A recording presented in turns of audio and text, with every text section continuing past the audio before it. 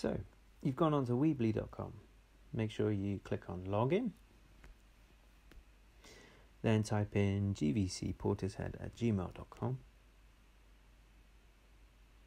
Then the password.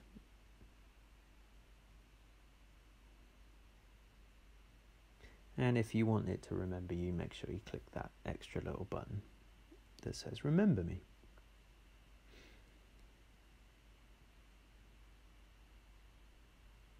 When you finish typing, click login. Now you'll come to this page, which tells you exactly how many page viewings you've had. Go to edit website in the top right hand corner and wait for it to load.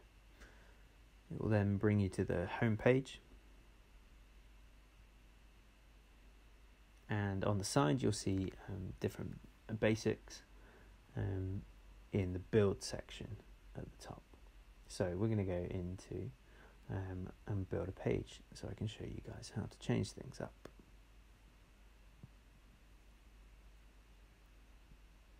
So we'll go into Genesis and Exodus, and then scroll down to the section of the page that you want to put in a new section, and then drag and drop, making sure that where the blue line is where you're going to drag and drop it to. It comes up with this menu. Now click off it just to the side on the backgrounds, and then that's it. Now to change it, click on the background again, and then edit background. Then to your image, and then add an image. So this is just to add a new image to the section. Then go to upload, and then find whatever section you want. Now, all of the resources that I've used to create this website are in the folder GVC website content, and every photo that's been used to build the website you can then pick from. So I want that one. I'm going to click open. You then have to wait for it to upload, and making sure that if you get stuck on a section, you click save when it's uploaded. Otherwise you'll just be stuck in that section forever.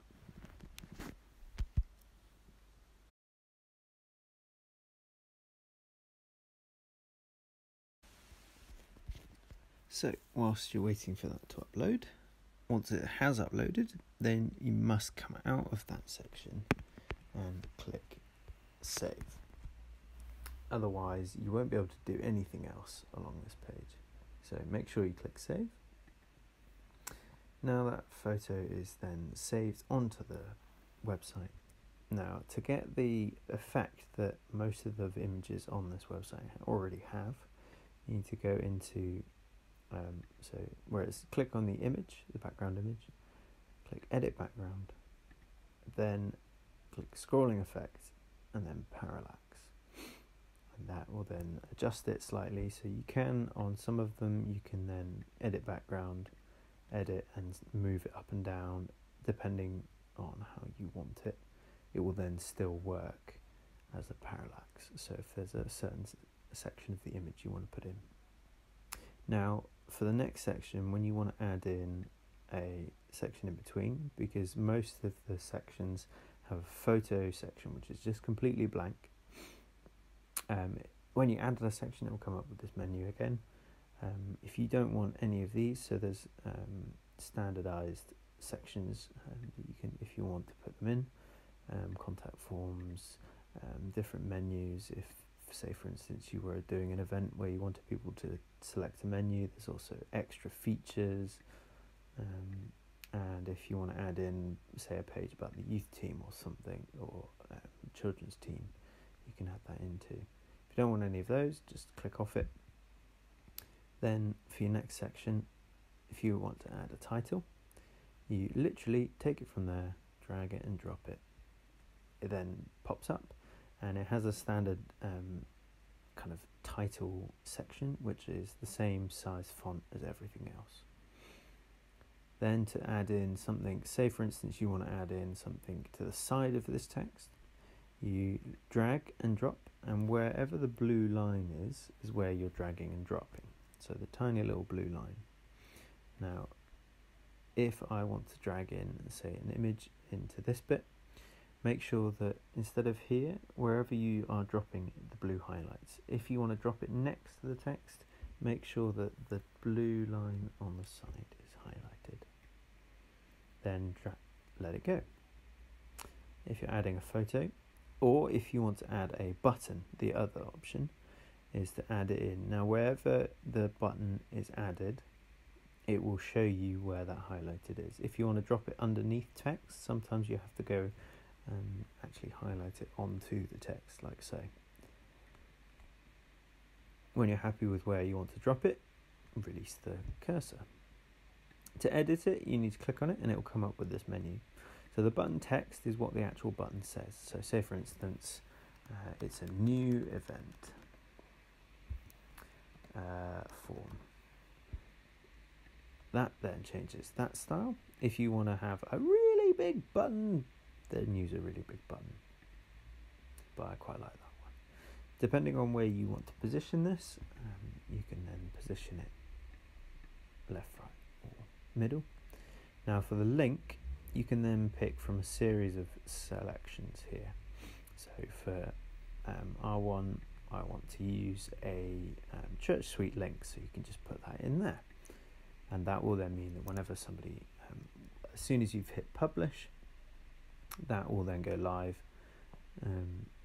And there's ways of editing it so that you can, you don't publish it just in case. So for this one, it's just the standard.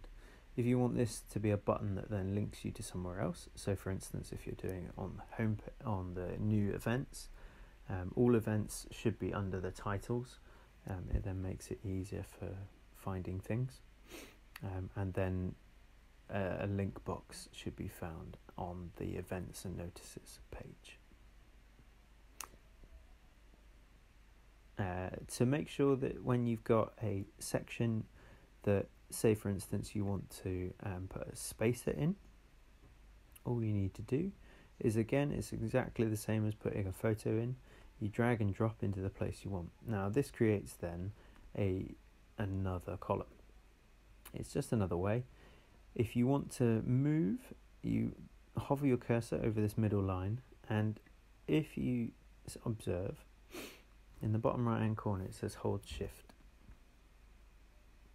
And that means that if I want, instead of it doing this and being quite jumpy and snappy, it does this. And it means that, say for instance, if there's one or two words that don't align properly, you can change them, and it's that simple. So, say for instance, you've created all of these lovely things. You want to delete them or move them. So, if you want, say for instance, you've created a lovely image and a title and an event, and you just want to be able to copy it, click move, then go to copy, and then pick which page you want to move it to. Then go into that page and find it and edit it and move it into the right place. Say for instance, you want to move it up and down this page. So on this page, you click up. It will then move it up a section. Up again. And now we're at the top. This top section is a header. So you can't edit it in the same way as a normal section. Then keep going down back to where we were. Having pictures in between the text helps to make the website look less full. It also means that the text is more highlighted, and where possible, use big bold fonts for important information or highlight. If you've got links, where possible, it's easier for somebody to click on a button than it is for somebody to click on an individual word. And I've found that when you've got a email address, it's much easier when the email address doesn't automatically take you to somewhere, that you then change it up. If you have any more questions, there are plenty of tutorials on Weebly.com, but this is just how I've been setting up this website. If just for the last little thing, if you want to link a YouTube website, you drag and drop YouTube. It's then a simple case of going in, pasting the individual copy of, say for instance, you go into YouTube, cat videos, the funniest humorous cats. We want to embed that video. You copy, then go back into this one, paste, and then you can pick whereabouts you want it, and then that will come up. Now you've done all of that, and you're like, oh my goodness, I don't like any of these sections. Click on the background again, and then click delete. And I don't want this photo either. Or say, if for instance you get into that photo and you want to get a new one, go to replace, and then you can upload a new one. It is that simple. So make sure you click save at the end. If you're suddenly like, oh my goodness, it's not working, I can't get out, make sure that you just look in this top right corner. Make sure that if you change anything that you want to go public, make sure you click publish. If you don't want it to go public, click the X and go out of it. It will still save it, but it won't be published. And that is the tutorial of how to build on Weebly.